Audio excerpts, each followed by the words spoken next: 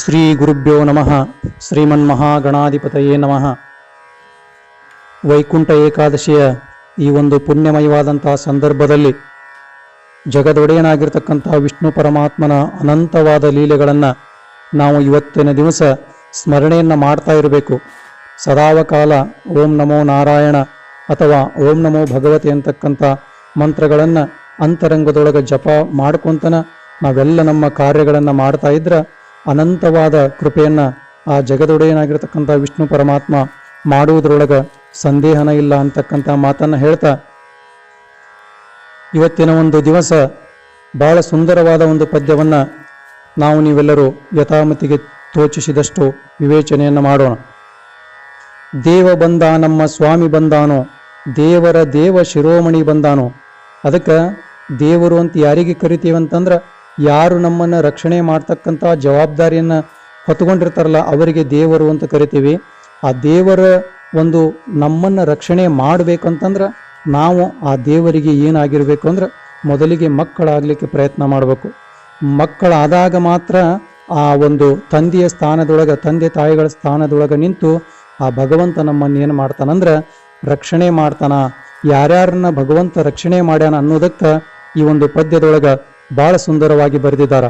ದೇವರ ದೇವ ಶಿರೋಮಣಿ ಬಂದನೋ, ದೇವತೆಗಳಿಗಿನ ಅತ್ಯಂತ ಶಿರೋಮಣಿಯ ರೂಪದೊಳಗ, ಮುಕುಟದ ರೂಪದೊಳಗಿರ್ತಕ್ಕಂಥ ಆ ವಿಷ್ಣು ಪರಮಾತ್ಮ ಬಂದಂಥ ಒಂದು ಎಲ್ಲ ಲೀಲೆಗಳನ್ನು ಬಹಳ ಸುಂದರವಾಗಿ ಬರೀತಾರ. ಉರಗ ಶಯನ ಬಂದ, ಗರುಡ ಗಮನ ಬಂದ, ನರಗೊಲಿದವ ಬಂದ, ನಾರಾಯಣ ಬಂದ. ಪರಮಾತ್ಮನ ಹಾಸಿಗೆಯಾಗಿರ್ತಕ್ಕಂಥ ಆ ಆದಿಶೇಷನನ್ನೇ ತನ್ನ ಒಂದು ಶಯನವನ್ನು ಮಾಡಿಕೊಂಡಿರ್ತಕ್ಕಂಥ ವಿಷ್ಣು ಪರಮಾತ್ಮ ಬಂದ. ಗರುಡ ಗಮನ ಬಂದ, ಗರುಡನನ್ನ ತನ್ನ ವಾಹನವನ್ನಾಗಿ ಮಾಡಿಕೊಂಡಿರ್ತಕ್ಕಂಥ ಜಗದೊಡೆಯನಾಗಿರ್ತಕ್ಕಂಥ ಸ್ವಾಮಿ ಬಂದ. ನರಗೊಲಿದವ ಬಂದ. ಆ ಒಂದು ಕುರುಕ್ಷೇತ್ರ ರಣರಂಗದೊಳಗ ಭಗವದ್ಗೀತೆಯನ್ನ ಬೋಧನೆ ಮಾಡಿರ್ತಕ್ಕಂಥ ಆ ಪರಮಾತ್ಮನ ಆಪ್ತ ಸಖನಾಗಿರ್ತಕ್ಕಂಥ ಅರ್ಜುನನಿಗೆ ವರವನ್ನು ಕೊಟ್ಟು ಆ ಅರ್ಜುನನಿಗೆ ಒಲಿದಂತಹ ದೇವರ ದೇವ ಬಂದ ಅಂಥೇಳಿ ಬರಿತಾರ. ನಾರಾಯಣ ಬಂದ. ಹಿಂಗ ಪರಮಾತ್ಮ ಯಾರನ್ನ ಉದ್ಧಾರ ಮಾಡ್ಯಾನಲ್ಲ ಎಲ್ಲವನ್ನ ಆ ಒಂದು ಪುರಂದರದಾಸರು ಬಹಳ ಸುಂದರವಾಗಿ ತಮ್ಮ ಪದ್ಯದೊಳಗ ಬರೆದಿದ್ದಾರೆ. ಮಂದರೋದ್ಧರ ಬಂದ, ಮನೋಹರ ಬಂದ, ಬೃಂದಾವನಪತಿ ಗೋವಿಂದ ಬಂದನು. ಆ ಒಂದು ಮಂದಾರ ಪರ್ವತವನ್ನು ಉದ್ಧಾರ ಮಾಡಿರ್ತಕ್ಕಂಥ ಮಂದಾರ ಪರ್ವತ ಆ ಒಂದು ಸಮುದ್ರ ಮಂಥನ ಕಾಲದೊಳಗ ಸಮುದ್ರದೊಳಗೆ ಮುಳುಗುವಂಥ ಸಂದರ್ಭದೊಳಗೆ ಕೂರ್ಮಾವತಾರವನ್ನು ತಾಳಿ ಜಗದೊಡೆಯನಾಗಿರ್ತಕ್ಕಂಥ ವಿಷ್ಣು ಪರಮಾತ್ಮ ಆ ಮಂದಾರ ಪರ್ವತವನ್ನು ತನ್ನ ಬೆನ್ನ ಮೇಲೆ ಹೊತ್ತುಕೊಂಡು ಆ ಮಂದಾರ ಪರ್ವತವನ್ನು ಉದ್ಧಾರ ಮಾಡಿದಂಥ ಆ ಜಗದೊಡೆಯ ಬಂದ. ಮನೋಹರ ಬಂದ. ಯಾರ ಎಷ್ಟ ನೋಡಿದರೂ ಸಹಿತ ಇನ್ನೂ ನೋಡಬೇಕು ಅಂತಕ್ಕಂಥ ಮನಸ್ಸನ್ನ ಹರಣ ಮಾಡ್ತಕ್ಕಂಥ ಶಕ್ತಿಯನ್ನು ಹೊಂದಿರತಕ್ಕಂಥ ಆ ಜಗದೊಡೆಯ ಬಂದ. ಬೃಂದಾವನಪತಿ ಬಂದ, ಗೋವಿಂದ ಬಂದನು. ಆ ಬೃಂದಾವನಕ್ಕೆ ಅಧಿಪತಿಯಾಗಿರ್ತಕ್ಕಂಥ ಜಗದೊಡೆಯನಾಗಿರ್ತಕ್ಕಂಥ ದ್ವಾಪರ ಯುಗದಲ್ಲಿ ಭಗವಂತನಾಗಿ ಅವತರಿಸಿದಂಥ ಆ ಕೃಷ್ಣ ಪರಮಾತ್ಮ ಗೋವಿಂದನ ರೂಪದಿಂದ ಬಂದ. ನಕ್ರಹರನು ಬಂದ, ಚಕ್ರಧರನು ಬಂದ, ಅಕ್ರೂರಗೊಲಿದ ತ್ರಿವಿಕ್ರಮನು ಬಂದ. ಆ ರಾಕ್ಷಸರನ್ನ ಸಂಹಾರ ಮಾಡಿದಂಥವ ಬಂದ. ಚಕ್ರಧರ ಬಂದ.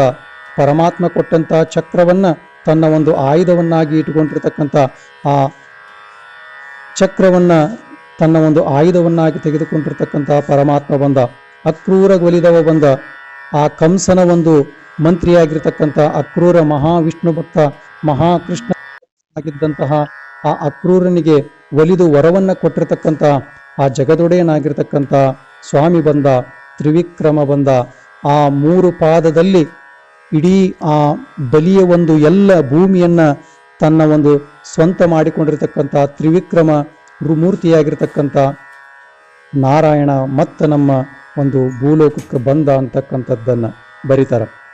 ಪಕ್ಷಿ ವಾಹನ ಬಂದ, ಲಕ್ಷ್ಮಣಾಗ್ರಜ ಬಂದ, ಅಕ್ಷಯ ಫಲದ ಶ್ರೀ ಲಕ್ಷ್ಮೀ ರಮಣ ಬಂದ.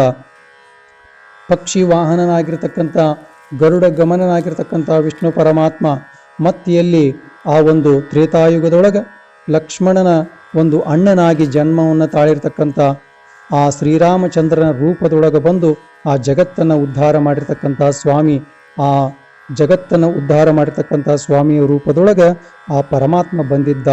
ಅಕ್ಷಯ ಫಲದ ಶ್ರೀ ಲಕ್ಷ್ಮೀರಮಣ ಬಂದ. ಜಗತ್ತಿನಲ್ಲಿ ಎಲ್ಲರೂ ಆ ಒಂದು ಲಕ್ಷ್ಮಿಗಾಗಿ ಪರಿತಪಿಸುವಂತಹ ಸಂದರ್ಭದೊಳಗೆ ಅಂತಹ ಲಕ್ಷ್ಮಿಗಿನ ಪತಿಯಾಗಿರ್ತಕ್ಕಂಥ ಅವಳಿಗೆ ರಮಣನಾಗಿರ್ತಕ್ಕಂಥ ಲಕ್ಷ್ಮೀ ರಮಣನಾಗಿರ್ತಕ್ಕಂಥ ನಾರಾಯಣ ಬಂದ ಅಂಥೇಳಿ ಬರೀತಾರೆ. ನಿಗಮ ಗೋಚರ ಬಂದ ನಿತ್ಯ ತೃಪ್ತನು ಬಂದ ನಗೆ ಮುಖದ ಪುರಂದರ ವಿಠಲ ಬಂದನೋ. ನಿಗಮ ಗೋಚರ ಆಗಮ ನಿಗಮಗಳಿಗೆ ಅವನ ಒಂದು ವರ್ಣನೆಯನ್ನು ವರ್ಣಿಸಲಿಕ್ಕೆ ಅಸಾಧ್ಯವಾಗಿರ್ತಕ್ಕಂಥ ಪರಮ ಆ ದಯಾನಿಧಿ ಬಂದ. ಅಂದ್ರೆ ನಾವು ಶಬ್ದಗಳಿಂದ ವರ್ಣನೆ ಮಾಡಕತ್ರ ಶಬ್ದಗಳು ಸಾಲುವುದಿಲ್ಲ. ಅಂತಹ ನಿಗಮಗೋಚರನಾದಂಥ ಆ ವ್ಯಕ್ತಿತ್ವದ ಆ ನಾರಾಯಣ ಬಂದ. ನಿತ್ಯ ತೃಪ್ತನು ಬಂದ. ಪರಮಾತ್ಮನಿಗೆ ಹಸಿವು ಬಾಯಾರಿಕೆ ನೀರಡಿಕೆ ಯಾವುದೂ ಇರೋದಿಲ್ಲ.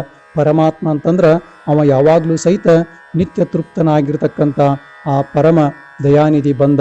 ನಗೆ ಮುಖದ ಪುರಂದರ ವಿಠಲ ಬಂದನೋ. ಇಷ್ಟೆಲ್ಲ ನಿತ್ಯ ತೃಪ್ತನಾಗಿರ್ತಕ್ಕಂಥ ಆ ಪರಮಾತ್ಮ ಹೆಂಗದಾನಂದ್ರೆ ನಗೆ ಮುಖದಲ್ಲಿ ಇರ್ತಕ್ಕಂಥ ಆ ಪುರಂದರ ವಿಠಲ ಬಂದ ಅಂತಕ್ಕಂಥ ಒಂದು ಪದ್ಯವನ್ನು ಬಹಳ ಸುಂದರವಾಗಿ ಬರೆದಿದ್ದಾರೆ. ಆದ್ದರಿಂದ ಇವತ್ತಿನ ಒಂದು ವೈಕುಂಠ ಏಕಾದಶಿಯ ದಿವಸ ನಾವು ಸದಾವಕಾಲ ಹರಿನಾಮ ಸ್ಮರಣೆಯನ್ನು ಮಾಡಿ ಆ ಭಗವಂತನ ಕೃಪೆಗೆ ಪಾತ್ರರಾಗಿ ಅಕ್ಷಯವಾದ ಒಂದು ಲಕ್ಷ್ಮಿಯ ಕೃಪೆಯನ್ನು ಸಂಪಾದಿಸೋಣ ಅಂತಕ್ಕಂಥ ಮಾತನ್ನು ಹೇಳ್ತಾ ಈ ನುಡಿಗಳನ್ನು ಗುರುವಿನ ಪಾದಕ್ಕೆ ಸಮರ್ಪಣೆ ಮಾಡ್ತಾ ಇದ್ದೇವೆ.